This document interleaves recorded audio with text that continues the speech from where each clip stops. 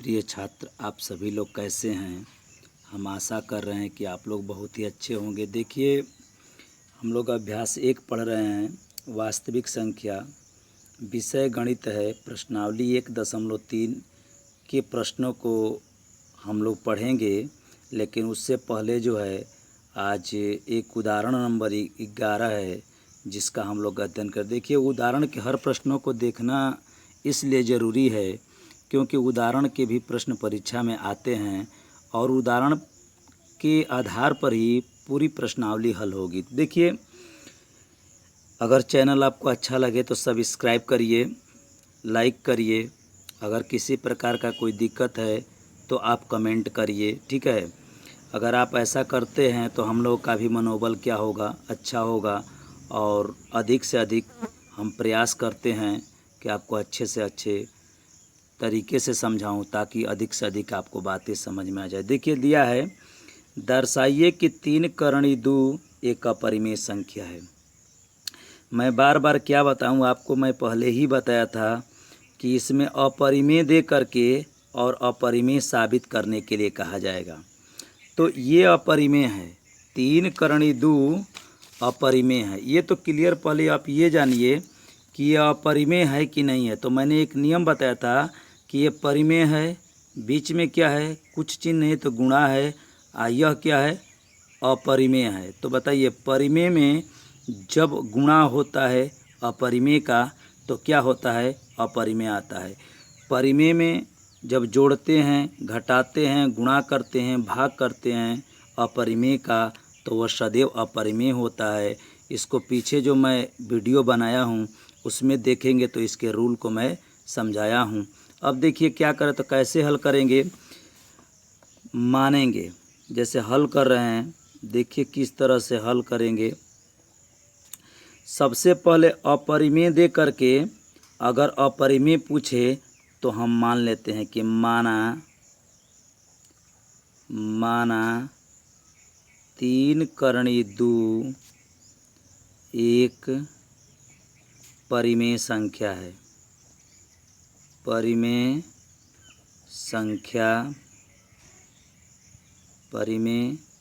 संख्या है। नियम क्या होगा, विपरीत नियम। हर सवाल में मैंने बताया है यह चीज़ आपको कि विपरीत नियम। अब देखिए, यह अपरिमेय है और तो मैंने क्या मान लिया, परिमेय मान लिया। जितना अपरिमेय दे करके और अपरिमेय दे करके अपरिमेय साबित करने के लिए कहेगा तो सबको हम लोग क्या मानेंगे, परिमेय मानेंगे। अब क्या मानेंगे, 2 सहअभाज्य पूर्णांक। बताइए, ए और बी माने कि पी और क्यू माने कि आर और एस माने, कुछ भी मानेंगे, लेकिन मैं पी और क्यू मानूंगा। असहभाज्य पूर्णांक का मतलब भी बताया हूँ कि 2 संख्याओं का ऐसा युग्म जिसमें एक के अतिरिक्त कोई उभयनिष्ठ गुणनखंड न हो। यदि इसको मैं हर सवाल में इसको समझाया हूँ। देखिए, 2 सहभाज्य पूर्णांक पी तथा क्यू है, जहाँ Q is not equal to 0। ठीक, देखिए थोड़ा सा ये सभाज्य, परिमेय तो जानते हैं, जो बटा में लिखा जाता है उसे परिमेय कहते हैं। और सभाज्य पूर्णांक, जैसे देखिए यहाँ पर मान लीजिए कि हो गया 11 और एक 7। देखिए, यह सभाज्य पूर्णांक संख्या है। 2 संख्याओं का ऐसा युग्म जिसमें एक के अतिरिक्त कोई उभयनिष्ठ गुणनखंड न मिले तो उसे हम लोग क्या कहते हैं, सभाज्य पूर्णांक कहते हैं। तो 11 और 7 का उभयनिष्ठ गुणनखंड क्या है, तो 1 है। देखिए, जैसे करके दिखा रहा हूँ, 11 का खंड क्या होगा, 1 गुणे 11। बताइए, 7 का खंड क्या होगा, 1 गुणे 7। बताइए, दोनों में उभयनिष्ठ गुणनखंड क्या है, 1 है। इसलिए सभाज्य 2 संख्याओं का ऐसा युग्म, देखिए ये फिक्स चीज़ है और आप लगभग हर अपरिमेय से अपरिमेय साबित करेंगे तो सब में यह बातें लिखेंगे पीछे मैं जितना बनाया उस समय एक एक सवाल बना रहा हूँ, इसलिए आप इसको ध्यान से देखेंगे। अब देखिए क्या करेंगे। अब जो है 3 करणी में 2 बराबर, देखिए इसको परिमेय माने हैं, ये सभाज्य पूर्णांक है तो ये परिमेय है, तो इसको बटा में लिख दीजिए P बटा में Q। ठीक हो गया। अब देखिए यहाँ पर हम तिर्यक गुणा नहीं करेंगे, यहाँ पर हम यही प्रयास करेंगे कि यह कर्णी 2 जो है अकेले हो जाए। देखिए तिर्यक गुणा तब करते हैं जब सिर्फ कर्णी अकेले हो, बस एक ही कर्ण हो, जैसे कर्णी 2 हो, कर्णी 3 है, कर्णी 5 है, कर्णी 7 है, कर्णी 11 है, कर्णी 13 है, कर्णी 19 है, कर्णी 23 है। इस प्रकार की जब संख्या रहती है ना, तो उस समय पर तिर्यक गुणा करके और दोनों पक्षों का हम क्या करते हैं, वर्ग करते हैं। लेकिन यह अकेले है नहीं, यह 3 भी इसके साथ है, 2 संख्याएं इसके साथ, तो जो यह गुणा में है ना उसे हम क्या करेंगे, भाग कर देंगे। तो ऐसे हो जाएगा कर्णी 2 बराबर P बटा में, और यह 3 का इसमें भाग दे देंगे तो ऐसे हो जाएगा 3Q। ठीक है। देखिए यह P और Q और ये गुणा था, पक्षांतर हुआ तो यहाँ पर क्या हो गया, भाग हो गया। ये कर्णी 2 बराबर P बटा में 3Q। अब देखिए P तथा Q, P तथा Q और 3 पूर्णांक हैं, पूर्णांक हैं। अब देखिए इसको आपको याद करना है, जितना मैं इसमें हिंदी लिख रहा हूँ उसको याद करना है। P तथा Q और 3 क्या है, पूर्णांक है। ये बताइए कि P Q 3 ये पूर्णांक है, तो आप पूर्णांक जानते हैं ना, जैसे जिसमें 1 2 3 0 ऋण 1 ऋण 2 ऋण 3, ये सब क्या होगा, पूर्णांक होगा। जिसमें धनात्मक ऋणात्मक शून्य तीनों प्रकार की संख्या होती है तो उसे हम लोग क्या कहते हैं, पूर्णांक कहते हैं। और जितना पूर्णांक होता है सब परिमेय होता है, क्योंकि किसी भी पूर्णांक के नीचे हम एक क्या कर सकते हैं, लिख सकते हैं। तो बताइए, और P Q 3 यह तीनों क्या है, पूर्णांक है। तो जब यह पूर्णांक होगा तो यह क्या होगा, परिमेय होगा।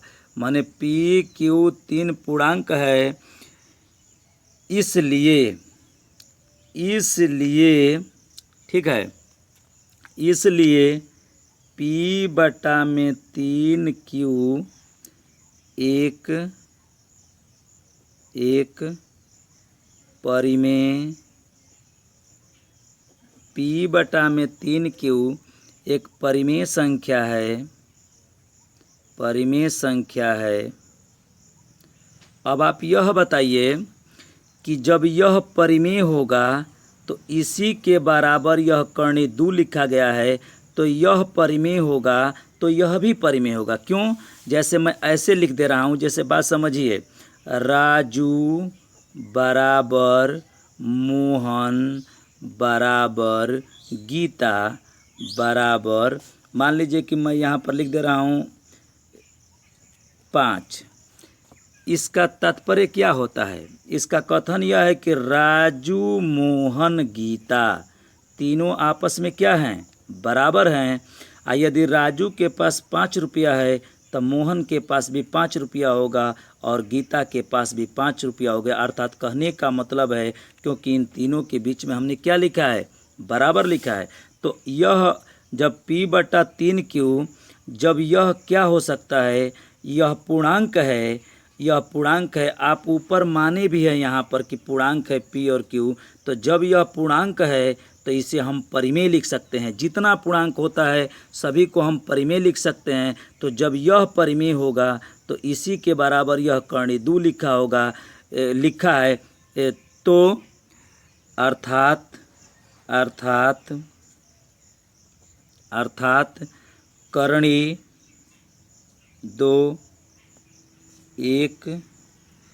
2 एक परिमेय संख्या होगी, परिमेय परिमेय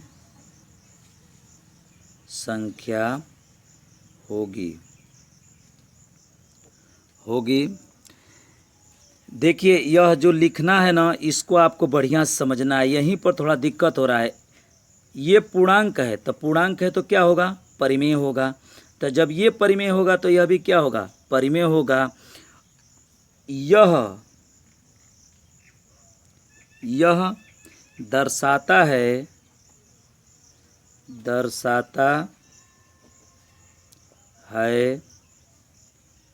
कि यह दर्शाता है कि हमारी मान्यता गलत है।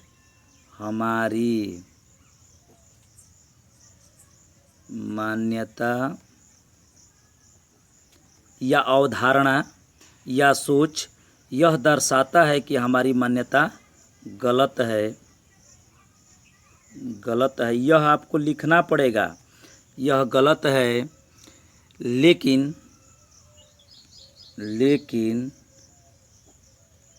करणी 2 अपरिमेय है।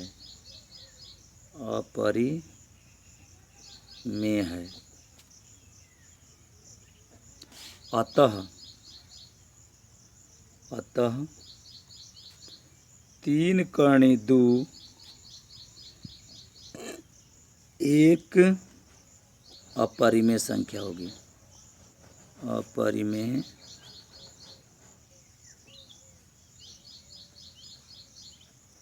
संख्या होगी।